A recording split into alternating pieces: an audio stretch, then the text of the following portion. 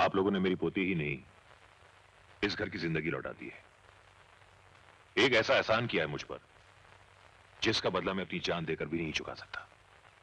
ये लीजिए, वादे के मुताबिक 1-1 लाख रुपए। Monkey brand, follow me. Amar, Dayal साहब, आपने जिंदगी भर मुझ पे एहसान किए हैं। अगर आज मैं आपके किसी काम आ गया, उसके एवज में आप मुझे रुपए दे रहे हैं, शर्मिंदा मत कीजिए।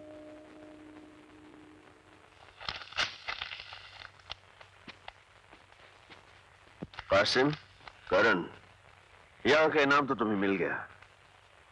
वो माल मुझे वापस कर दो जो तुम लोगों ने शेरा के वहां से लूटा है। शेरा का माल? वो जो तुम लोगों ने बैग में भर रखा है। देखो भाई अमर, माल को हासिल करने के लिए गोलियों की बारिश सिर्फ हमने झेली, इसलिए इस माल पे हक भी सिर्फ हमारा है। कैसे? शेरा ने लोगों को लूटा, हमने लोगों का लूटा हुआ माल शेरा से लूट लिया। और लूटा हुआ माल जब लूटता है तो उस पर हक किसी का नहीं होता है, सरकार का हक होता है। हाँ, अमर भाई, ये सब कानूनी दाव पेच का चक्कर छोड़ो। करण, फॉलो मी। ठहरो कासिम, इससे पहले कि मैं दोस्ती भूल कर कानून के तरीके अपनाने लगूं, माल मेरे हवाले कर दो।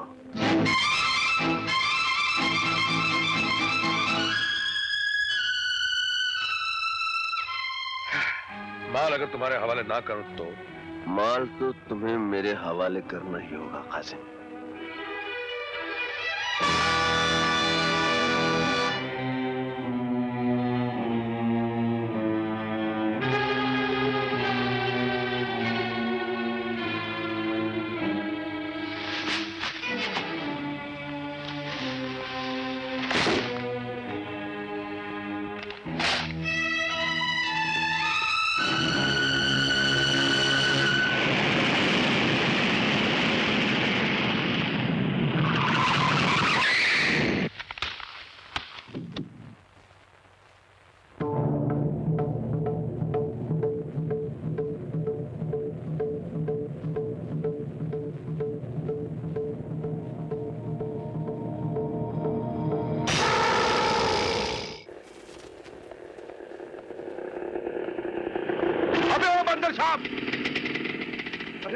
कासिम भाई, ये सामान की बारात ले कहाँ जा रहे हो? अबे ओ कासिम भाई की औलाद, ये सारा सामान मेरे बेटे हसन के लिए है। कल उसे घुमाने बरसों के बाद किसी हिल स्टेशन लेकर जाऊंगा, उसकी सारी शिकायतें दूर कर दूंगा। मगर अबे ओ मंकी ब्रांड, तू ये बन ठन के किधर जा रहा है? अपनी अम्मा से मिलने। अबे मेरा मतलब फिर किसी लौंडिया को फांस दिया क्या बे? हाँ, बड़ी मुश्किल से यार, एक्टिंग कर कर के सीमा को मैंने अपनी मोहब्बत की सीमा में आके कसी। अबे ओ लल्लू राम, सीमा निहायत ही शरीफ और इज्जतदार घराने की लड़की है। एक बात बता देता हूँ बेटा, बेईमानी के भी कुछ उसूल होते हैं। चोर भी 7 घर छोड़ के चोरी करता है। अबे ओ मंकी ब्रांड, ये जो तो यही कर रहे हैं ना, साले सोच समझ के कुछ करना। ऐसा कुछ किया ना तो बद्दुआ लगे, बर्बाद हो जाएगा। तू बर्बाद है। अरे छोड़ना यार, क्यों बर्बादी की बात करता है? Okay okay, bye bye. बदतमीज, तुमने क्या प्यार को हवा समझ रखा है? तुम क्या मुझे उन आमावारा लड़कियों में से समझते हो जिनके साथ तुम कोई भी बेहुदा हरकत कर सकते हो? लेकिन मैं... खामोश। सीमा, मैं बहुत शर्मिंदा हूँ। और सारी जिंदगी शर्मिंदा रहोगे। अगर ज़मीर नाम की कोई चीज तुम्हारे इस खूबसूरत चेहरे की गंदी आत्मा में मौजूद है तो... सीमा प्लीज मुझे माफ कर दो। मैं तुमसे प्यार करता हूँ। प्यार किसे कहते हैं, पहले ये जाकर किसी शरीफ और इज्जतदार इंसान से पूछो, फिर अपने आप से सवाल करो, क्या तुम इस लायक हो?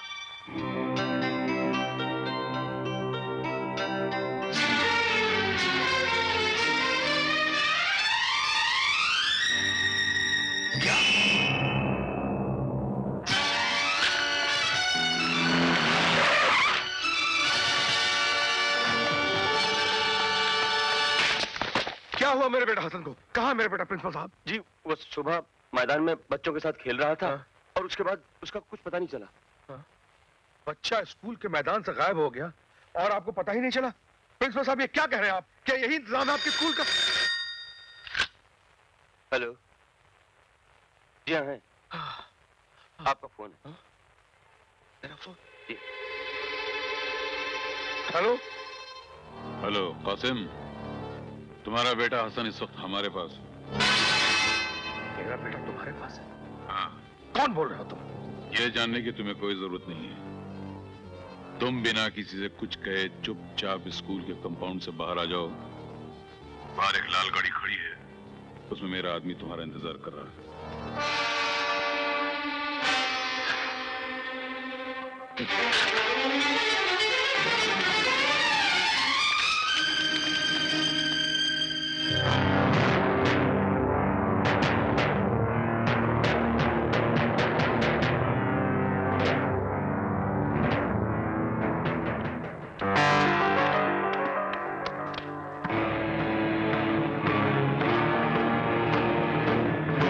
शेरा, तुम? तुम क्या समझे थे कि शेरा मर गया? अरे शेरा ने पैदा होने से पहले ही अपनी मौत को मार दिया था और फिर इस दुनिया में जन्म लिया था। मेरा बेटा कहाँ है? हिफाजत से है, देखना चाहोगे? अब्बा, अब्बा, मुझे यहाँ से ले चलो अब्बा। ये लोग मुझे मारते हैं, डराते हैं, प्लीज। तुम लोगों की इतनी जुर्रत? रुक जाओ कासिम, दिमाग मेरा था और ताकत शेरा की। अगर तुम्हें अपना बेटा चाहिए तो हमारे लिए एक काम करना होगा तुम्हें। जिन बस के मुसाफिरों को अपने कब्जे में करके हम सरकार से अपने 25 आदमियों को छुड़ाना चाहते थे, उस प्लान को तुमने बिगाड़ दिया। और अब हमारे उन 25 आदमियों को जेल से छुड़ाने का काम भी तुम्हें ही करना होगा। ये नामुमकिन है। नामुमकिन? अगर तुम मेरे अड्डे पर हमला करके मेरे कैदियों को छुड़ाकर ले जा सकते हो तो मेरे 25 आदमियों को जेल से छुड़ाना तुम्हारे लिए कोई नामुमकिन काम नहीं है। और अगर तुम ये नहीं करोगे तो जानते हो तुम्हारे बेटे का क्या हशर होगा? मैं कोशिश करूंगा। कोशिश नहीं, करना होगा।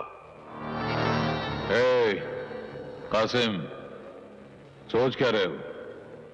यह काम तुम अपने बेटे को नई जिंदगी देने के लिए करोगे जो इस वक्त मौत के जबड़े में बैठा हुआ है। कर डालो। हाँ। एक बात और,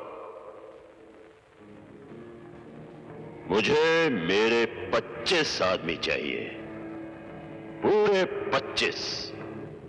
अगर एक भी कम रहा। हसन, अल्लाह तेरी हिफाजत करेगा बेटे।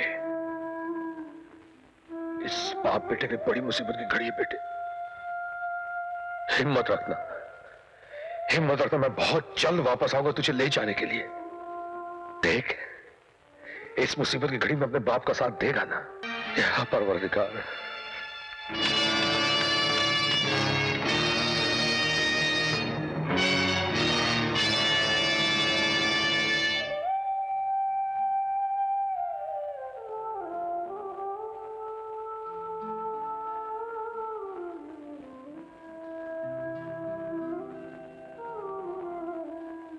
कासिम भाई, सीमा के बारे में आपने ठीक ही कहा था। आज मैंने एक फैसला कर लिया है। जीऊंगा तो इज्जत वालों की तरह और शादी करूंगा तो सिर्फ सीमा के साथ। घर बसा लेना दोस्त, लेकिन औलाद को कभी जन्म मत देना। इंसान हर दर्द बर्दाश्त कर सकता है, लेकिन औलाद की जुदाई का गम एक पल के लिए भी बर्दाश्त नहीं कर सकता। हाँ, दूसरे दर्द तो जिस्म जख्मी करते हैं, लेकिन औलाद की जुदाई का गम खंजर बनकर रूह को टुकड़े टुकड़े कर डालता है। क्या बात है कासिम भाई?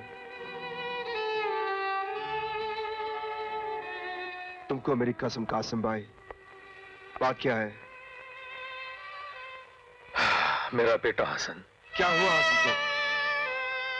शेर और जगन सेठ ने उसे अगवा कर लिया है। क्या? हाँ करण, उनका कहना है कि मैं जेल से उनके 25 कैदियों को आजाद करवाऊं, क्योंकि हम लोगों ने उनकी कैद से अगवा किए हुए लोगों को रिहा करवाया था। ये लोग मुझे उसकी सजा दे रहे हैं। कासिम भाई, इस काम के लिए मैं भी तुम्हारे साथ हूँ।